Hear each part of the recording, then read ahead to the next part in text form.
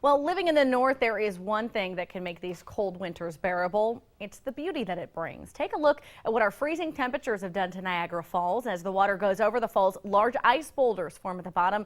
Each year it looks totally different. At night, these ice formations are lit with a rainbow of colors, creating quite the magical sight.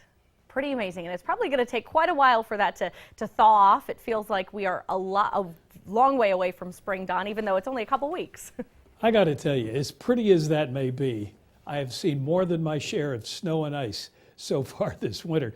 Looks like we're going to be able to touch 40 degrees or so by the time we close in on the weekend. Clouds are clearing off rapidly out there. Look at that, allowing us to drop down into the single digits again. We set yet another record low this morning, and you have to look quick to see any flurries that are left under what's left of those clouds, and we will be right around 10 or maybe a couple of degrees under that, but it looks like we have a chance to stay out of the negative digits by tomorrow morning.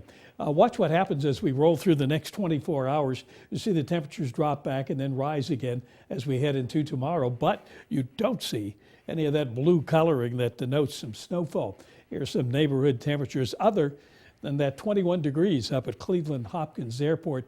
Everything close to home here in the mid-20s to low 30s. So we're looking pretty good to stay in that area as long as the clouds are around. But the minute the clouds clear out later on tonight, that will allow the temperatures to drop down.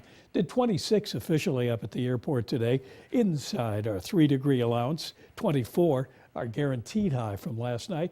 And there it is, 5 below this morning. The R indicates a new record, the old record of 2 above that was set exactly 30 years ago. 25 at the airport has kind of stabilized at that reading over the past couple of hours. Dew point of 3 below makes the humidity 29%. Winds light out of the south-southwest, so not much of a wind chill. So the clouds will continue to clear.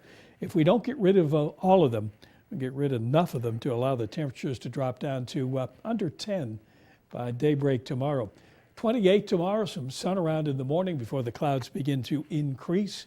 Then for tomorrow night, clouds return, and we end up at about 12 by daybreak on Thursday. 30 Thursday, and with a little luck, maybe we'll cross the freezing mark under a mix of sun and clouds. Friday, there's your shot at 40, another sun-cloud mix. 35 on Saturday, maybe by late in the day Saturday, rain-snow mix. That's all snow by Saturday night into Sunday, but doesn't look like a big deal. 40 on Monday, low 40s on Tuesday with a chance of all rain, believe it or not. And so we'll keep our fingers crossed that there's nothing to change there as we head into the weekend. Looks like a pretty tranquil period between now and any precipitation that heads this direction by the weekend.